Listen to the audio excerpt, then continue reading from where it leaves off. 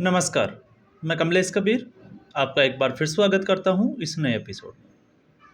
आज के इस एपिसोड में हरियाणा विधानसभा चुनाव के परिणाम आ गए। उसके बाद कल हमने देखा अलग अलग टीवी चैनल्स के ऊपर आशुतोष, आपको पता होगा पत्रकार और राजनेता दोनों के रूप में जाने जाते हैं। हालांकि ट्रोल भी बहुत ज़्यादा होते हैं, लेकिन इस वक्त आशुतोष जो है उनका हृदय परिवर्तन हो गया। और हृदय परिवर्तन किस तरीके से हुआ है उसको भी हम समझें। पत्रकारिता का धर्म ये कहता है कि अगर आप पत्रकार हो तो आपको किसी पार्टी विशेष की बात करने के बजाय उसकी कमियां और उसकी खूबियों पे बात करनी चाहिए, फिर चाहे वो कोई भी पार्टी हो। लेकिन जब आप किसी व्यक्ति विशेष के विरोध में आकर किसी पार्टी के अगर आप कमियां ही देखते रह जाओगे तो एक दिन आपकी जो पत्रकारिता है या आपका जो विश्लेषण और आकलन है उसके ऊपर अंगुली उठना जो है वो लाजमी है, स्वाभाविक है। लेकिन उसका जवाब आप किस तरीके से देते हो ये भी बहुत इंपॉर्टेंट हो जाता है। और ऐसा क्यों हुआ हम उसकी भी बात करेंगे। आशुतोष, आपको पता होगा, बड़े समय से पत्रकारिता से जुड़े हुए रहे। IBN 7 जैसे बड़े जो न्यूज चैनल्स हैं उनके साथ काम किया। और आपको पता होगा कांसीराम के एक थप्पड़ ने आशुतोष की जिंदगी बदल के रख दी, पॉपुलर कर दिया। तो जो थप्पड़ रसीद हुआ था उसका फायदा आशुतोष को हुआ, लेकिन उसके बाद में आशुतोष के मन में सत्ता प्रेम जागा, एक पावर प्रेम जिसको कहते हैं। और उसको देखते हुए आशुतोष, आपको स्टेटमेंट भी मैं बता देता हूं, जब इंडिया अगेंस्ट करप्शन चला था और उसके बाद में जब अरविंद केजरीवाल से आशुतोष मिला था तो उनका एक स्टेटमेंट था कि अब हम खामोश नहीं बैठ सकते, और टोपी पहन ली आम आदमी पार्टी। थोड़े ही दिनों के बाद में जो आशुतोष ये कहता था कि वो खामोश नहीं बैठ सकता, अरविंद केजरीवाल ने उसको लात मारकर खामोश कर दिया। लेकिन 2014 के बाद से अब कुछ ऐसे पत्रकार थे जिनकी स्थिति ये हो गई थी कि उनको बड़े न्यूज चैनल्स पे काम नहीं मिल रहा था। और क्यों नहीं मिल रहा था, इसके पीछे के सबसे बड़ा कारण अगर आप खोजोगे तो आपको वजह मिलेगी कि 2014 से पहले ये लोग जो है वो सत्ता पर बैठे लोगों के साथ मलाई खाते थे। लेकिन 2014 के बाद में इनकी दुकानें बंद हो गई, और उनमें से एक जो है वो आशुतोष भी था। अब आशुतोष का अब पता नहीं इनका क्या जो है वो 36 का आंकड़ा है नरेंद्र मोदी से, लेकिन नरेंद्र मोदी के विरोध में जिस तरीके से ये पूरी पत्रकारिता करते आए हैं उससे तो ये लगता है कि कोई तगड़ा जो है वो इनका 36 का आंकड़ा रहा है। लेकिन लोकसभा चुनावों के साथ में, क्योंकि अब वैसे राजनीतिक पार्टियां तो कोई इनको पूछती नहीं है, तो आशुतोष ने जवाहरलाल नेहरू की बायोग्राफी और उसको पढ़ना शुरू कर दिया, नेहरू के विचारों से। और आपको पता होगा एक मूवी आई थी मुन्ना भाई MBBS। कहानी ये थी कि संजय दत्त जो है वो महात्मा गांधी को इस कदर पढ़ लेता है कि उसके दिमाग में केमिकल लोचा हो जाता है, और जब केमिकल लोचा हो जाता है तो उसको हर जगह जो है वो गांधी ही नजर आते हैं, मतलब इल्यूजन हो जाता है। तो वैसे अगर हम देखें तो ये एक बीमारी है। तो नेहरू को पढ़ते पढ़ते आशुतोष की ये स्थिति हो गई, और अब लग रहा है टीवी डिबेट्स पे आप देखोगे तो आपको लगेगा कि आशुतोष को वाकई में ऐसी ही कोई बीमारी हो गई, केमिकल लोचा हो गया, क्योंकि नेहरू के अलावा आशुतोष को कोई कुछ दिखता ही नहीं है। और आपको पता होगा उनका यूट्यूब चैनल satyahindi.com, नाम सत्य हिंदी है, बाकी आप जाके उठा के देख लीजिए, एक भी आकलन उस पूरी टीम का सच्चा नहीं मिलेगा आपको। और जब आप उनके यूट्यूब चैनल को आप उठा के देखोगे तो आपको पता चलेगा कि आजकल तो उस यूट्यूब चैनल के ऊपर नेहरू को लेकर डिबेट भी होती है। और उस डिबेट के चक्कर में जो ये लोग वहां पर बैठ के जो अपनी उस पे यूट्यूब चैनल पे जो तय करते हैं, आशुतोष जो है वो जब मीडिया न्यूज चैनल पे नेशनल टीवी पे जब आते हैं तो वो भूल जाते हैं, और उसी तरह के तथ्य जो है वो वहां पे रखते हैं, और फिर उनको मुंह की खानी पड़ती है। और आपने देखा होगा अभी राधिका खेड़ा और आनंद रंगनाथन का जो है वो नाविका कुमार के साथ, जो नवभारत टाइम्स है उसके ऊपर किस तरीके से आशुतोष का झगड़ा हुआ था। इसके बाद में गौरव भाटिया के साथ उनका झगड़ा हुआ, और टीवी डिबेट्स वाले फिर भी आशुतोष को इसलिए बनाते हैं क्योंकि इनकी टीआरपी बढ़ जाती है। उनको पता है कि आशुतोष कुछ ना कुछ ऐसा जरूर बोलेगा जिससे सामने वाला जो है उसको वो फैक्ट्स के साथ बात करेगा, आशुतोष चिढ़ेगा और डिबेट जो है वो जिसको कहें कि हॉट हो जाएगी, हॉट डिबेट में कन्वर्ट हो जाएगी और लोग उसको देखेंगे। तो आशुतोष इस बात को समझ पा रहा है या नहीं समझ पा रहा है वो उसके जो है वो निजी जीवन का विषय है। लेकिन सबसे बड़ी बात यह है कि के शर्मा हो, प्रेम शुक्ला हो, जो कोई आता है रगड़ के चला जाता है, और सिर्फ इसलिए क्योंकि हर बात में वो जो है वो नेहरू को बीच में लेके आता है। और जब आप सत्यहिंदी.com को आप उठा के देखोगे तो उन्होंने नेहरू के ऊपर एक चर्चा भी की कि नेहरू जी की नज़र में शिवाजी क्या थे।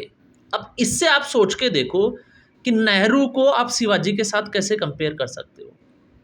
शिवाजी, छत्रपति शिवाजी, मराठाओं के जो है वो सरदार राजा, इसको कहें कि पूरा देश उनके सामने जो नतमस्तक होता है, और उसकी आप ये कह रहे हो कि जवाहरलाल नेहरू की नज़र में शिवाजी क्या थे, तो ये तो वो वाली बात हो गई कि आतंकवादियों की नज़र में कोई अच्छा व्यक्ति जो है वो कैसा हो सकता है। अब इसका आप जवाब ढूंढोगे तो आपको अंदाजा लग जाएगा। रावण की नज़र में राम क्या थे, ये जो है वो इसको अगर हम काउंटर करें तो आप सोच के देखिए कि रावण की नज़र में राम क्या थे। राम कुछ भी नहीं थे, एक बोने बंद आप व्यक्ति थे। रावण बहुत बड़ा समझता था अपने आप को। तो ये जो है वो ये दिखाता है कि आशुतोष की इस वक्त जो है वो मानसिकता किस तरीके की है। और जब हरियाणा के विधानसभा चुनाव आए, लोकसभा चुनाव में जो हुआ, लोकसभा चुनाव में सारे एग्जिट पोल जो है वो ये कह रहे थे कि भारतीय जनता पार्टी को 400 पार तो नहीं लेकिन 350 से 370 के आसपास जो है वो सीटें मिलेगी।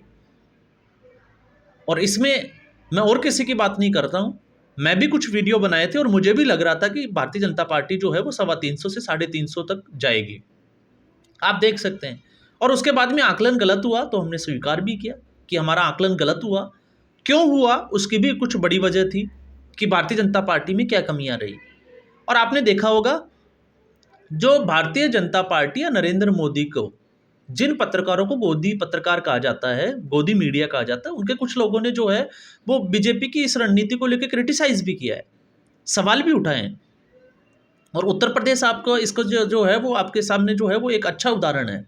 लेकिन हरियाणा में जो विधानसभा चुनाव आए तो आशुतोष जो है वो कंपेयर कर बैठे लोकसभा चुनाव के साथ में, क्योंकि लोकसभा चुनाव में कांग्रेस पार्टी को 5 सीटें मिली थी और भारतीय जनता पार्टी 240 पे आ गए थे।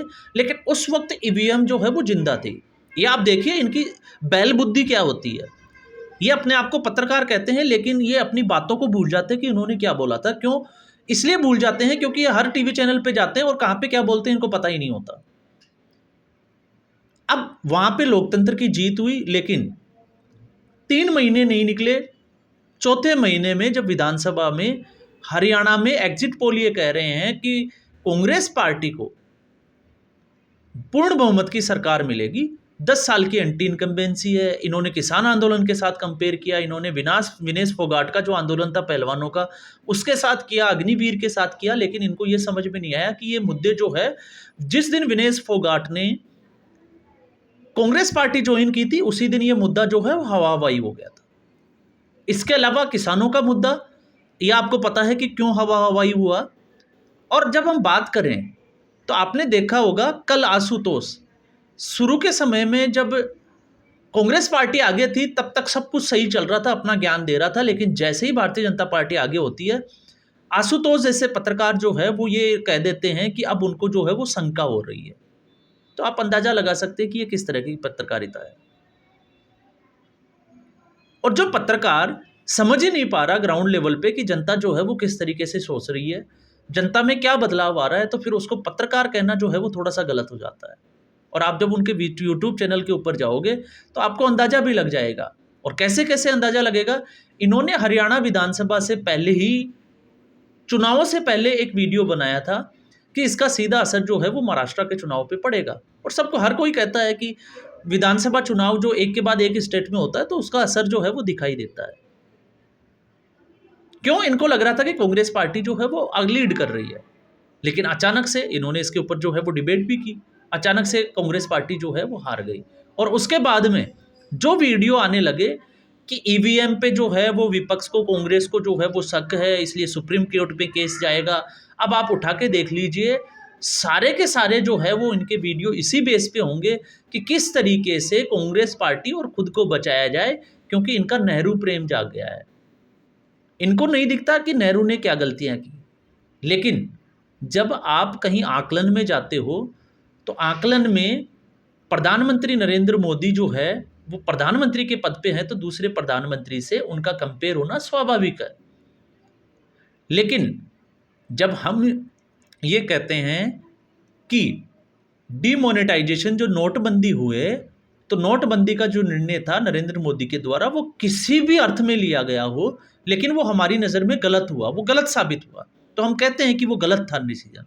लेकिन धारा 370 हटाना, पूरा देश नरेंद्र मोदी के साथ में है। 2019 के चुनाव में देखा तो आशुतोष जैसे पत्रकार जो है वो उसका क्रेडिट नरेंद्र मोदी को नहीं देना चाहते।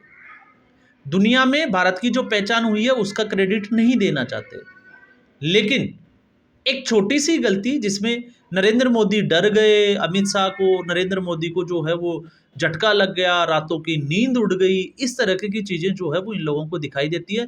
लेकिन नेहरू का अक्साई चीन नेहरू ने दे दिया चाइना को, लद्दाख का वो हिस्सा, पीओके जो पाकिस्तान ऑक्यूपाइड कश्मीर है, इसके अलावा नेहरू की और भी कई सारी नीतियां थी जिनके ऊपर आप देखोगे कि आशुतोष जो है वो उन पे बात करता हुआ दिखाई नहीं देगा। लेकिन हरियाणा के चुनाव ने आशुतोष जैसे पत्रकार की जो मिट्टी पलीत की है, किसी भी टीवी डिबेट शो में देखो आप, टीवी डिबेट वाले जो है एंकर वगैरह इनको मुर्गे की तरह लड़ाते हैं और आशुतोष उनमें से ही एक मुर्गा है। और नेहरू का लोचा इस तरीके से हो गया कि उन्होंने तो आजकल जो है वो अपने स्टेटस के साथ में भी नेहरू ऐड करना स्टार्ट कर दिया है। तो आप सोच के देखो कि आशुतोष जैसे पत्रकारों की क्रेडिबिलिटी क्या हो गई है। तो आज के एपिसोड में बस इतना ही। उम्मीद करूंगा वीडियो पसंद आया होगा। लाइक करें, शेयर करें, चैनल जरूर सब्सक्राइब करें। धन्यवाद।